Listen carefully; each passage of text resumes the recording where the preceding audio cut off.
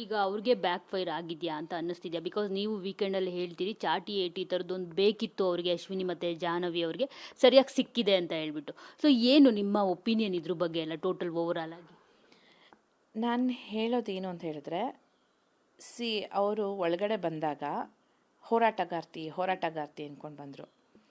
ನನ್ನ ಪ್ರಕಾರ ಹೋರಾಟ ಅನ್ನೋದು ತುಂಬ ದೊಡ್ಡ ವರ್ಡು, ತುಂಬ ಆಳವಾದ ವರ್ಡು, ತುಂಬ ಅರ್ಥಬದ್ಧವಾದ ವರ್ಡು. ಸ್ವಾತಂತ್ರ್ಯ ಹೋರಾಟಗಾರರು ಅಂತೀವಿ, ಅವ್ರ ಹೋರಾಟ ಎಂಥದ್ದು. ಎಷ್ಟೊಂದು ಜನದ ಹೆಸರು ನಮಗೆ ಗೊತ್ತಿಲ್ಲ, ಎಷ್ಟೋ ಜನ ಬಲಿದಾನ ಪ್ರಾಣ ಎಲ್ಲ ಕೊಟ್ಬಿಟ್ಟಿದ್ದಾರೆ. ಅದು ನಿಜವಾದ ಹೋರಾಟ. ಯಾವುದೋ ಒಂದು ವಿಷಯಕ್ಕಾಗಿ ತಮ್ಮ ಸಿದ್ಧಾಂತಗಳನ್ನ ಹಿಡ್ಕೊಂಡು ನಿಲುವನ್ನು ಸಾಧಿಸಿ ನನ್ನ ಪ್ರಾಣ ಹೋದ್ರೂ ಪರವಾಗಿಲ್ಲ, ನಾನು ಇದಕ್ಕೋಸ್ಕರ ಹೋರಾಡ್ತೀನಿ ಅನ್ನೋದು ಹೋರಾಟ. ಇವ್ರದ್ದು ಹೋರಾಟ ಅಂತ ನಾನು ಹೇಳಲ್ಲ. ಅಂದರೆ ಇವರು ಯಾವ ಸಂಘವನ್ನು ಪ್ರತಿನಿಧಿಸ್ತಿದ್ದಾರೆ ಅದರಲ್ಲಿ ನನ್ನ ಸ್ವಂತ ಅಣ್ಣ ಕೂಡ ಒಂದು ಭಾಗ. ನನಗೆ ಗೊತ್ತು ಅವರು ನಮ್ಮ ಕನ್ನಡಕ್ಕೋಸ್ಕರ, ನಮ್ಮ ಭಾಷೆಗೋಸ್ಕರ ಎಷ್ಟೆಲ್ಲ ಮಾಡ್ತಿದ್ದಾರೆ ಅನ್ನೋದು ನನಗೆ ಗೊತ್ತಿದೆ. ಬಟ್ ಆ ಸಂಘದ ಒಬ್ಬ ಪ್ರತಿನಿಧಿಯಾಗಿ, ಒಂದು ಭಾಗವಾಗಿ ಆ ಹೋರಾಟ ಅನ್ನೋ ಪದವನ್ನು ನೀವು ಉಪಯೋಗಿಸುವಾಗ ನೀವೆಷ್ಟು ಜವಾಬ್ದಾರಿಯುತವಾಗಿರಬೇಕು, ನಿಮ್ಮ ಬಾಯಲ್ಲಿ ಎಂಥ ಭಾಷೆ ಬರಬೇಕು, ಎಂಥ ಮಾತುಗಳು ಬರಬೇಕು, ಎಷ್ಟು ಸತ್ಯವಂತರಾಗಿರ್ಬೇಕು, ನೀವು ನ್ಯಾಯವಂತರಾಗಿರ್ಬೇಕು. ಅದನ್ನೆಲ್ಲ ಬಿಟ್ಟು ನೀವು ಈ ರೀತಿ ವರ್ತಿಸಿದ್ರೆ ಆ ಒಂದು ಸಂಘಕ್ಕೆ ಅವಮಾನ ಅಲ್ವಾ? ಅವ್ರಿಗೆ ಅನ್ಸಲ್ವ, ಅಯ್ಯೋ ಎಂಥವ್ರು ನಮ್ಮ ಜೊತೆ ಇದ್ದಾರೆ ಅಂತ ಅನ್ಸಲ್ವಾ? ನಿಮ್ಗೆಂಥ ಹಣಬಲ ಇರಬಹುದು, ಆದರೆ ಗುಣಬಲ ಇಲ್ದಿದ್ರೆ ಎಲ್ಲ ವೇಸ್ಟಾ? ನನಗೆ ಅದೇ ಅನ್ಸೋದು. ಚಾಟಿಗೆ ಏಟು ಬೀಳಬೇಕು ಅಂತ ಹೇಳಿದೆ ಮೊನ್ನೆ ನಾನು. ಆಮೇಲೆ ನಾನು ನಿಜ ಹೇಳಬೇಕಂದ್ರೆ ಇನ್ನೂ ಸುಮಾರಷ್ಟು ಕಿಚ್ಚ ಸುದೀಪ್ ಸರ್ ಹತ್ರ ಮಾತಾಡಿದ್ದೆ. ಬಹುಶಃ ಟೈಮ್ ಕನ್ಸ್ಟೆಂಟೋ ಏನೋ ಅದೆಲ್ಲ ಕಟ್ಟಾಗಿದೆ.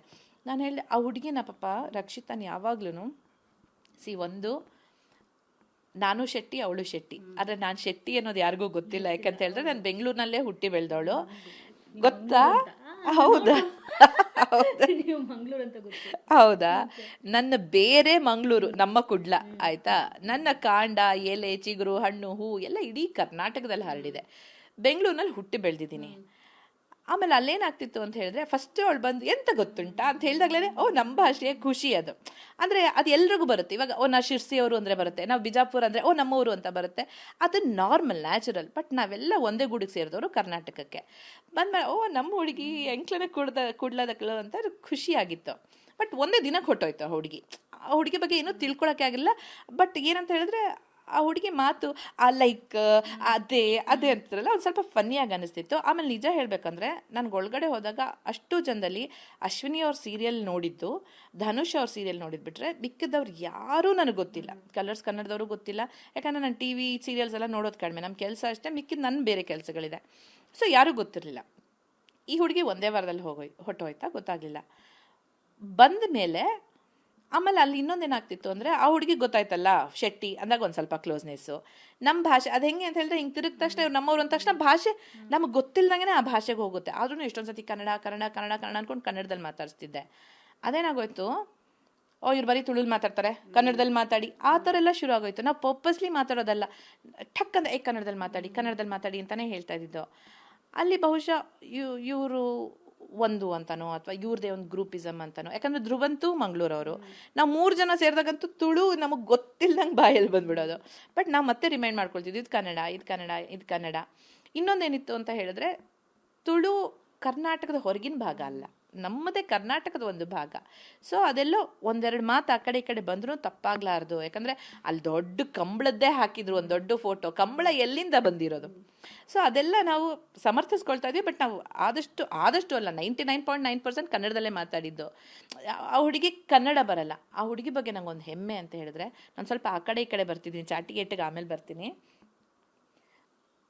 ಆ ಹುಡುಗಿದು ಬೇರು ಮಂಗಳೂರು, ಬಟ್ ಹುಟ್ಟಿ ಬೆಳೆದದೆಲ್ಲ ಬಾಂಬೆನಲ್ಲಿ. ಜಸ್ಟ್ 1 ವರ್ಷದಲ್ಲಿ ಸ್ವಂತ ಇಂಟ್ರೆಸ್ಟಿಂದ ಆ ಹುಡುಗಿ ಮಾತಾಡೋಕ್ಕೆ ಕಲಿತಿರೋದಲ್ಲ, ಓದಕ್ಕೆ ಬರೆಯೋಕ್ಕೆ ಕೂಡ ಕಲಿತಿದ್ದಾಳೆ. ಎಷ್ಟೇ ಹೆಮ್ಮೆಯ ವಿಷಯ ಅಲ್ವಾ? ನಾನು ಕನ್ನಡ ಅಂತ ಹೋರಾಡೋರು ಇದನ್ನೆಲ್ಲ ಗಮನಿಸ್ಬೇಕಲ್ವಾ?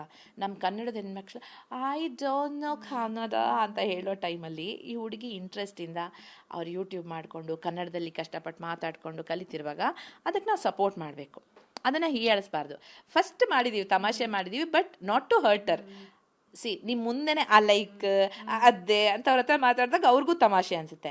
ಬಟ್ ಹಿಂದೆ ಅವ್ರು ಇಲ್ಲದೆ ಇರುವಾಗ ಅದನ್ನು ಅವಳು ಹೆಂಗೆ ಮಾತಾಡ್ತಾಳೆ ನೋಡೋ ಲೈಕ್ ಅಂತೆ ಅದೇ ಅಂತಂದರೆ ಅದು ತಪ್ಪಾಗುತ್ತೆ.